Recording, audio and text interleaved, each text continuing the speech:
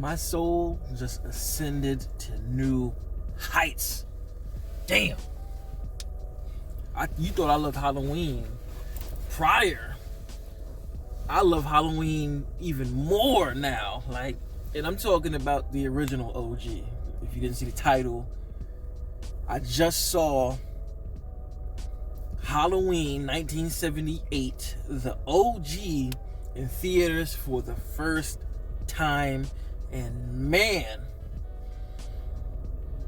I can only imagine what it was like to see this movie back then for the first time. Like, it's insane, man. Like, this watching this movie in theaters just proves why this movie is so great, why it is a masterpiece in my honest opinion, and why it still stands the test of time, man. There's so many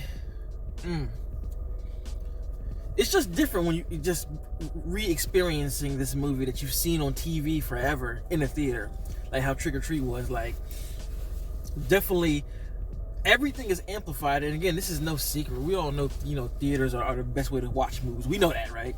But it's like you don't really know that until you've experienced the film this way, to when you've seen a film that you've never seen in theaters, especially one that you love. And oh my god, like, what an experience this was. One thing that like just amplifies the movie even more is like seeing this original one theatrically. You really, the dread of Michael Myers increases like so much.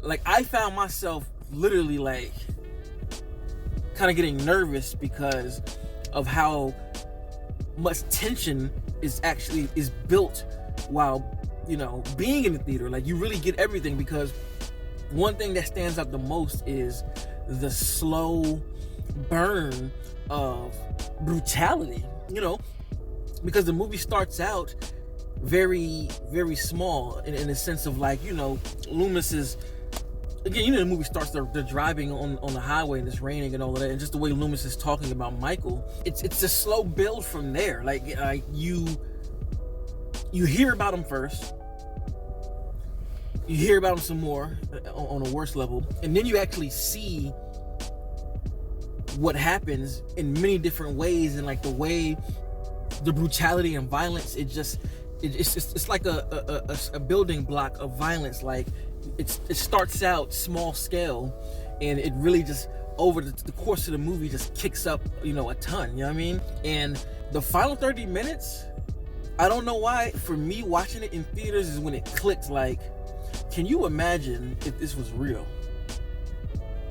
Because one thing about this movie, the OG, opposed to the rest of the films, is, in my opinion, Michael's body movement feels the most like a regular person here, and that's what makes it more scary. Like, in all the other movies, it's kind of like they made him move unhuman, like, you know, it's just the small things, like when, for instance, when Michael is coming down the stairs for the first time, right? When Laurie goes into Annie's house, is Annie's house? But when she goes into the house and she finds her friends all, you know, killed and shit, when Michael comes out, like, he just moves like a regular ass person. Like, especially when you notice when going down the stairs with the knife, he's just moving regularly. Like, in the rest of the movies from this point on, even when he walks downstairs, it's kind of just stiff like.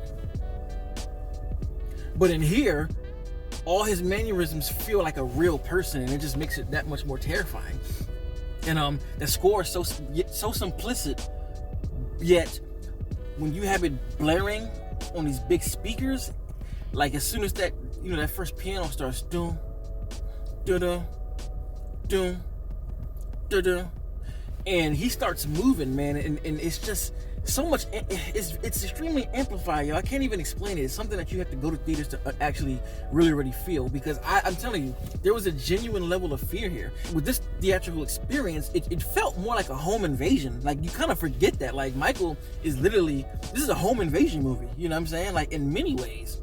Not just a murder story, but he invades a home, kills the people in it, inhabits it, and stalks anybody else. Like, that's fucking scary. Like, there's nothing about this movie that is supernatural, and of course you know that, but it's just like it's a different format when you just are sitting here and literally focusing on everything. And again, it's why movie theaters will never die, because it's the one time that you can sit in a movie with zero distractions.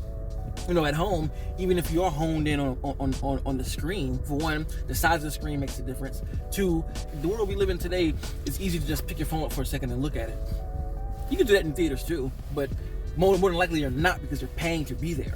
And like literally all focus just goes on the film, and you're just so engrossed. I was just so inhabited by what I was watching, man. Like I said, those last 30 minutes, it just proves how much of a masterclass director Carpenter is, because the way everything is framed, the way it's shot, the pacing is perfect. Like, it's only, again, the movie's only an hour and a half movie, we know this, but every little moment that is the slow burn of it just makes it feel so much more grand, and it feels like you get way more than what you actually get, you know.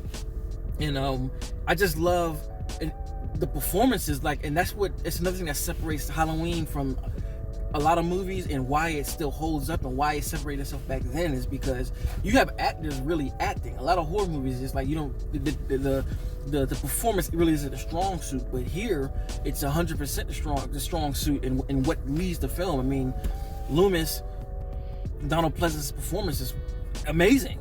Laurie Strode's performance is amazing. Just that girl next door vibe is captured so perfectly. Like, and the characterization is something that's really done well too. It's like, you know, all of Laurie's friends with the little amount of time you spent. Like, you know, she's the good girl of the group. The few characters that we are seeing with so little time, with just, you know, the dialogue expounding upon everything. Just the opening sequence when Michael goes on his slasher tirade with his sister, just the fact that one was one long take, and you really are there with him, while like you're there behind the mask, well, behind the eyes, of course, with them, and you just feel it so damn much, man. Like, the simplistic nature is just, I've said this in my other review, but Halloween always proves that simplicity works if it's executed at a masterclass level.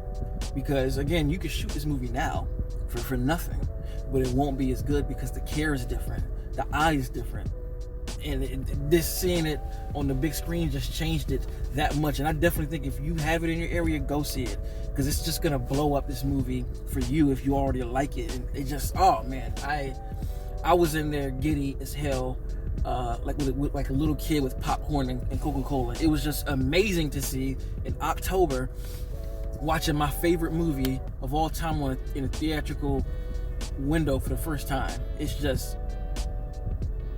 oh my God. And I cannot say enough, man, when Michael really goes on the prowl, it's terrifying. Like, from the moment he killed Annie is when you really get the sense of dread, because again, you see, I keep sounding like a broken record, but you see this movie, you've seen this movie 1,000 times at home, but when it's on the big screen, it just makes everything just feel different. Like there's even little details that I noticed that I really didn't pick up on. Like, for instance, talk about Annie, right?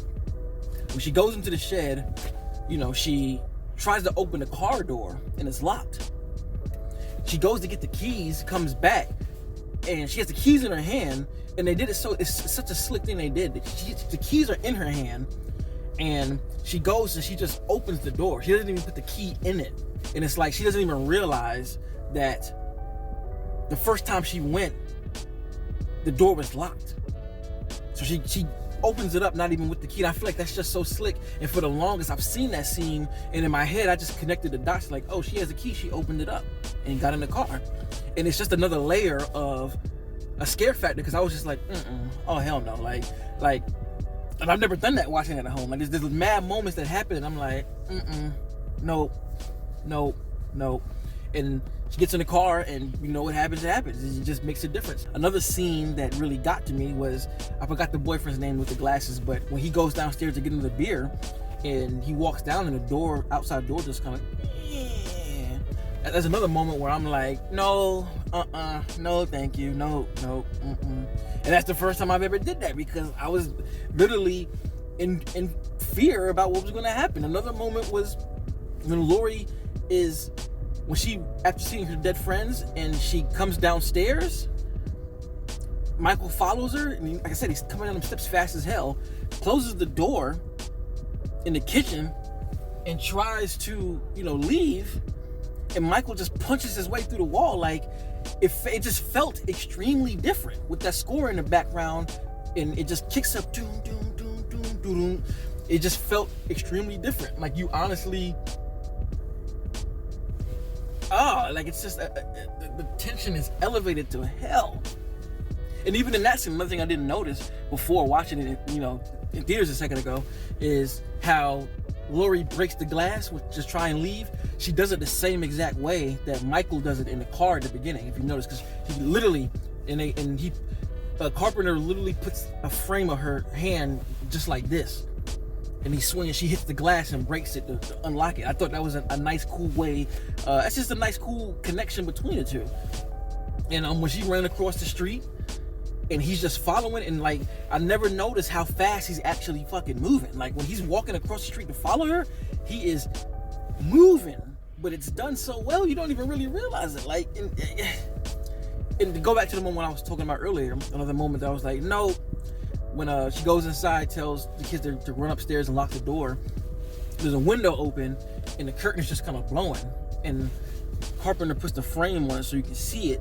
And it's another moment where I'm like, nope, I'm good on that one.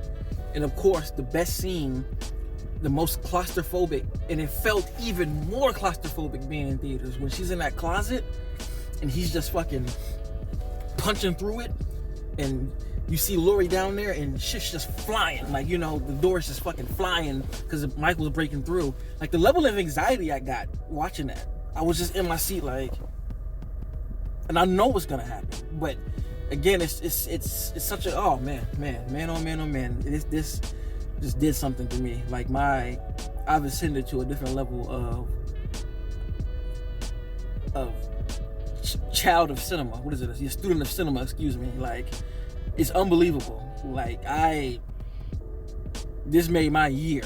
Oh man, I'm taken aback at how explosive watching this film was, and just to see the slow burn of the movie. And it's like, you understand the slow burn even more while you're just sitting your ass in the seat with nothing else to focus on. Just, it's a movie you've seen before, but oh man, what a movie. Gorgeous cinematography, scenes are lit fantastically, endless shadows, what I like to call them, black levels popping, but the contrast is up enough to where you can see everything. The way they light Michael just when he walks, how a lot of like how they literally paint him as the shape within the movie, how you have the shadow casted on one side for a lot of frames, and he's just walking in and out of frames, standing still. Yeah, it's just fucking amazing, man. Oh, call me inspired. Have you seen Halloween in theaters? If you have, let me know how you felt about it. What did it do for you? And if you like this kind of content, of course, like and subscribe. And until next time, peace. RapNerd Productions, no capping, that's word to mommy.